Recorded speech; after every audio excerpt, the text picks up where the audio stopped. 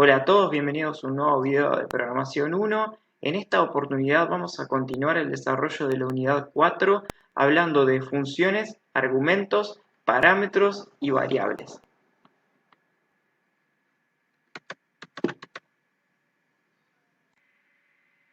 En primer lugar, vamos a hablar del flujo de ejecución de programas.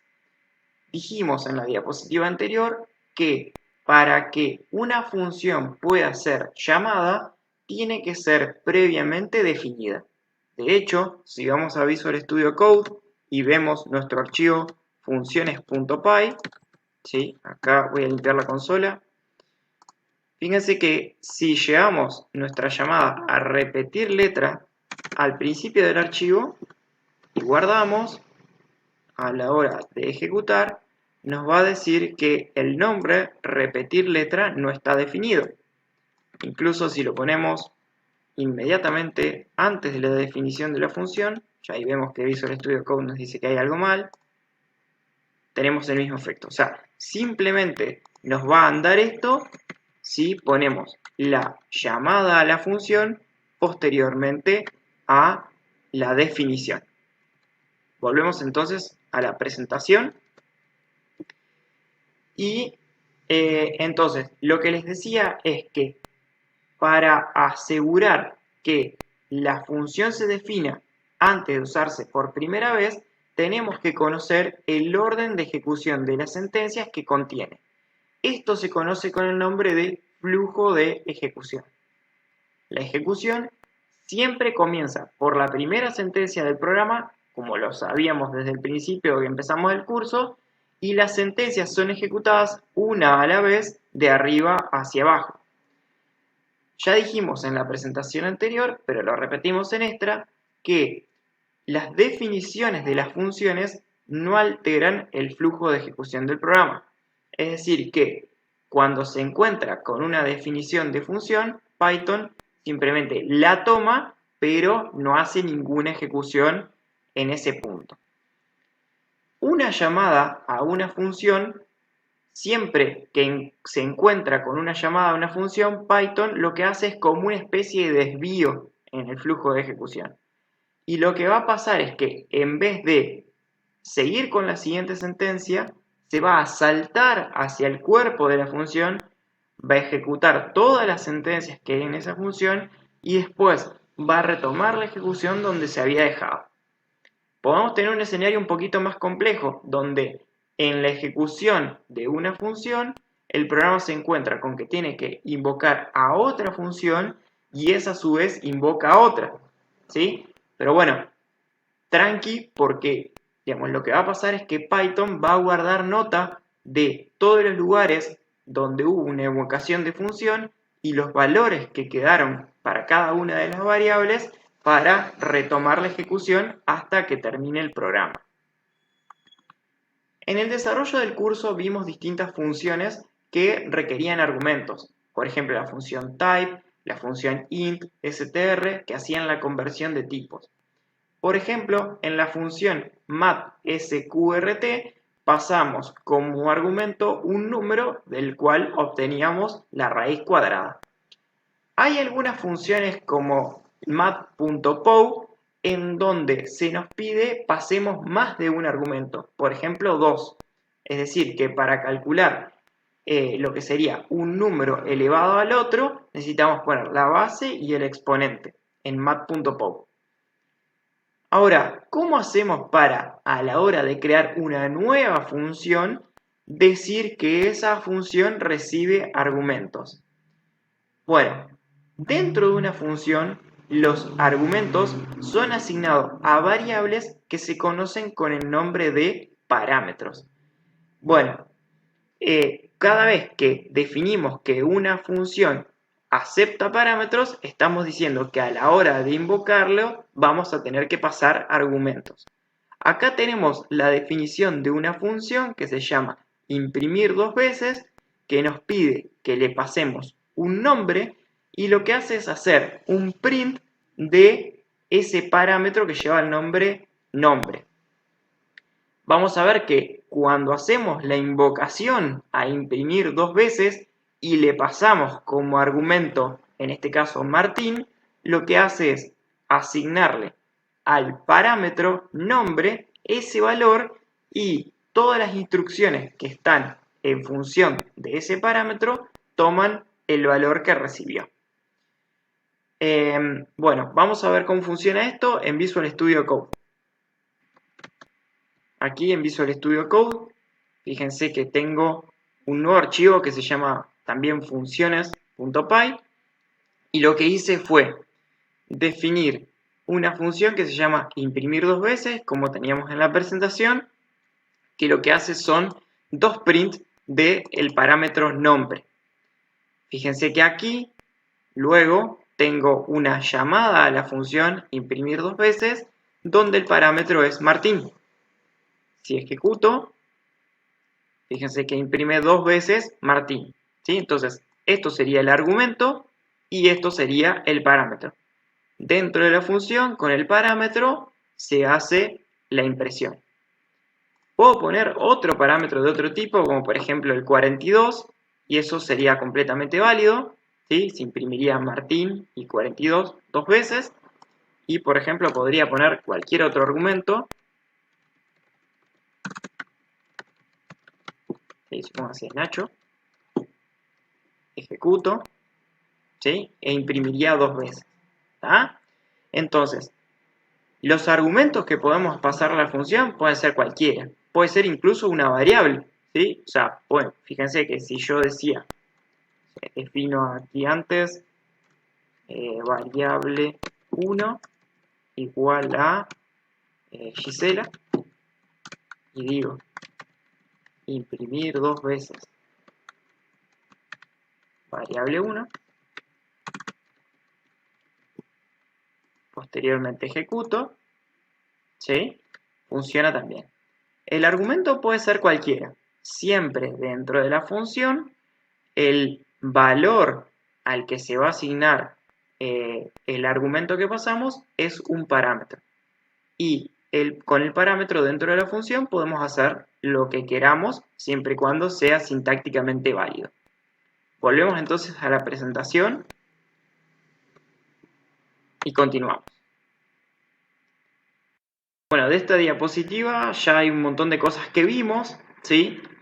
Pero está interesante algo que está acá, que es que podemos hacer composición, ¿sí?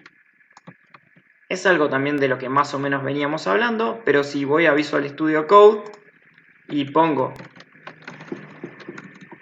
imprimir dos veces y pongo Nacho, entre comillas simples, por 4, ¿sí? Estaría diciendo repetí 4 veces Nacho y llama a imprimir dos veces, lo cual imprimiría dos líneas en lo que dice 4 veces Nacho, ¿sí? Fíjense que es el resultado, ¿sí? Queda todo pegado porque no hay espacio. Si le agrego el espacio, ahí estaría.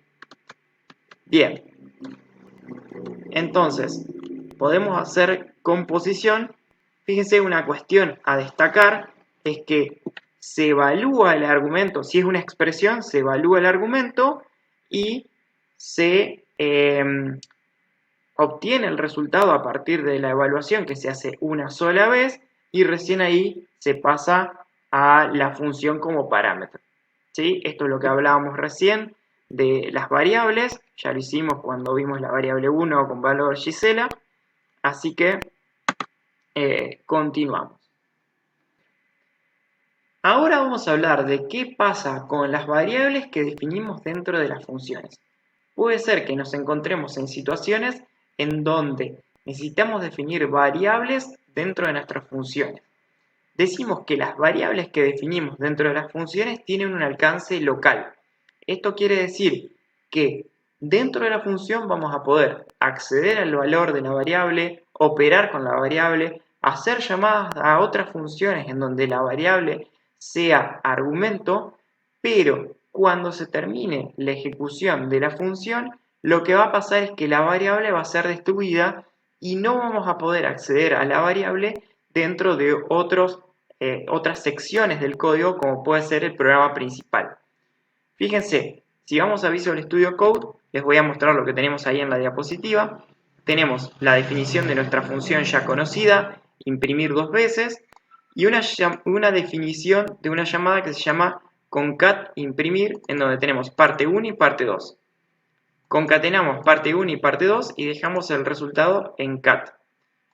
A continuación, invocamos a imprimir dos veces, con lo cual, si los valores de las variables que uso como argumento son línea 1 y línea 2, y hago la invocación a concat e imprimir, ¿sí? Ejecuto acá.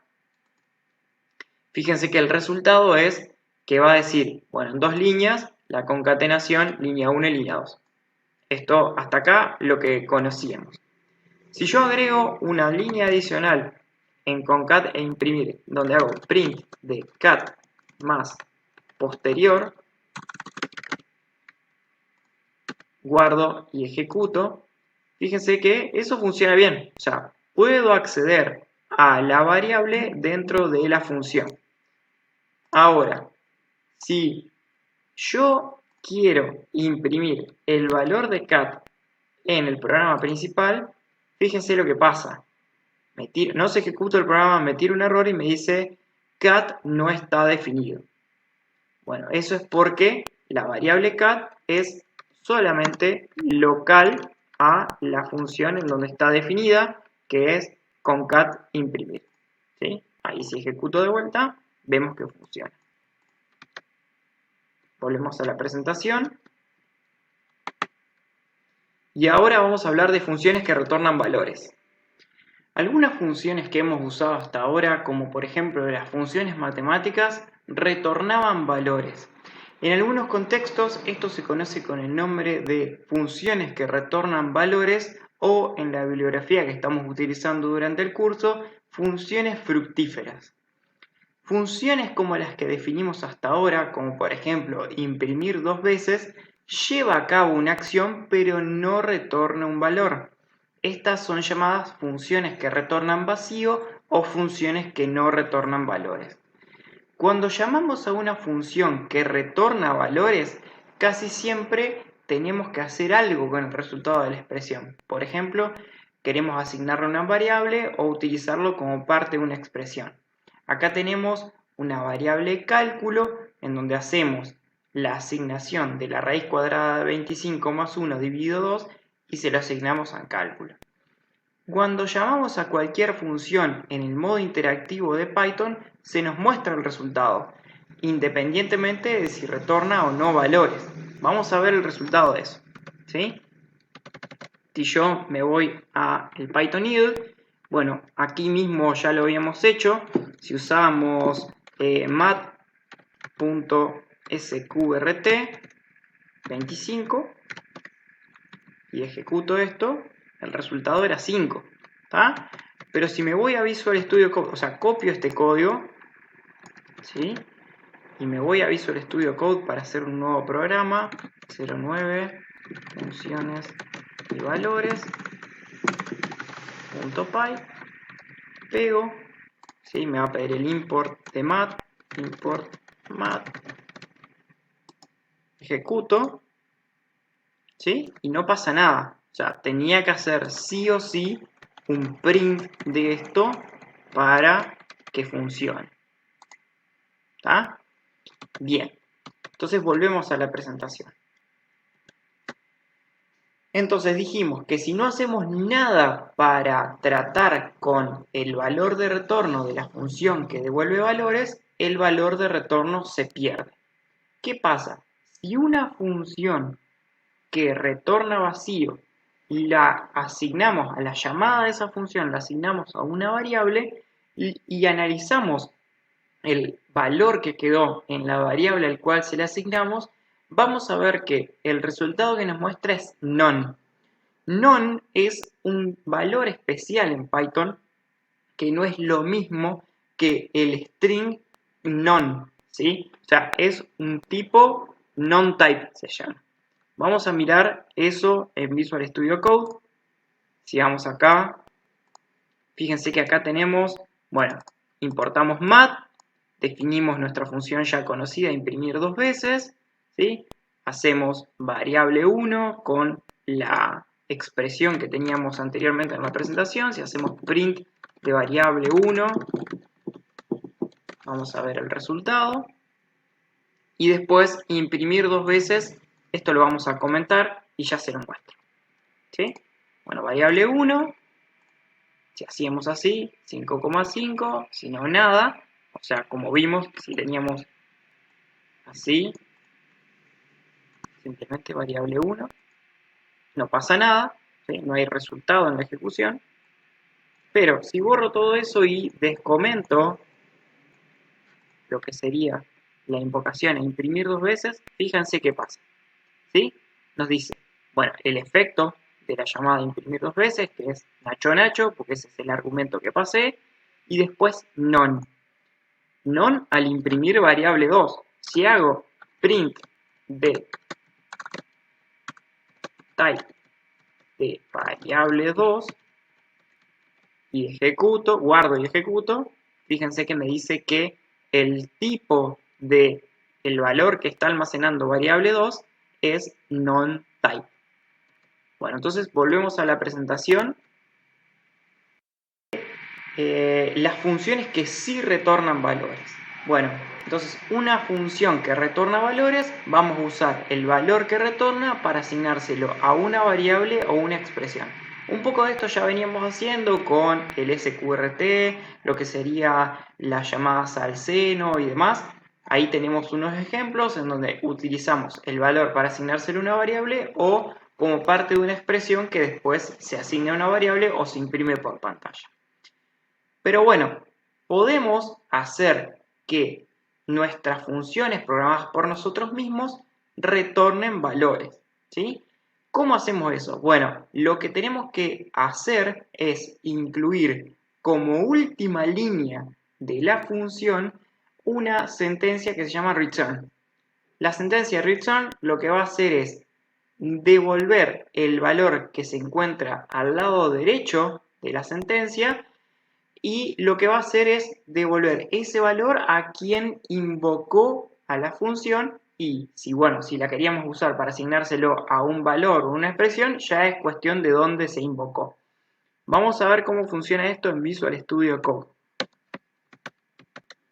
Acá tenemos nuestra función se llama area, en base al radio de un círculo, lo que hace es calcular el área, haciendo el cálculo pi por radio al cuadrado, ¿sí? El que estudiábamos en matemática, y fíjense que acá lo que hago es al resultado de área con argumento 30, el entero positivo 30, lo que hago es hacerle un print. Si ejecuto esto, ¿sí? Me da el área del círculo. Tranquilamente lo que podría decir es círculo igual a área 30 y posteriormente usarlo para decir, no sé, círculo más 25, por decirlo. ¿Sí? ¿Bien? ¿Se entiende? O sea que el valor que se calculó acá, en cálculo, que quedó en cálculo, se pasa a quien invocó. En este caso, si tengo un print, se va a imprimir por pantalla y nada más. Y en el caso en que yo lo tenga como una expresión, se va a asignar al valor definido a la variable que tengo al lado izquierdo de la asignación, 1, 0. Y vamos a lo que sería la última diapositiva de este video, en donde damos las razones por las cuales vale la pena utilizar funciones. Ya veníamos hablando un poco de esto, pero utilizar funciones hace que los programas sean mucho más fáciles de leer y de corregir, ¿sí? Fíjense que si yo hubiese tenido en todos los lugares donde definí y usé la función imprimir 2 veces, tendría un montón de líneas print, una debajo de la otra, con todos los argumentos que le fui pasando. Si la función hubiese sido más complicada y tuviese ahí algún error, tendría que haber salido a corregir todos los lugares donde había hecho esa operación. Entonces, digamos, si bien puede ser que tenga una pequeña, mínima, casi nada de sobrecarga, los beneficios que tiene utilizar funciones son mucho mayor que las desventajas, ¿tá? Entonces, también lo que puedo hacer es haciendo funciones y otros conceptos que vamos a ver más adelante, es dividir el trabajo y posteriormente ensamblarlo con lo que serían las llamadas a las distintas funciones que tengo y que pueden haberlas programados distintos programadores, ¿sí? Bueno, por lo general las funciones que están bien hechas o bien diseñadas las usamos en muchos programas y las escribimos una vez y si hay que hacerle alguna corrección, lo hacemos de vez en cuando y las utilizamos en un montón de lugares. ¿Ah? Con lo cual también una corrección da lugar a que lo tenemos listo en todos los lugares y no tenemos que salir a buscar todas las llamadas o todas las operaciones que hacíamos en lugar de esa función. Bueno, hasta acá este video. Espero que sigamos con la próxima unidad. Así que bueno, nos vemos. Chau, chau.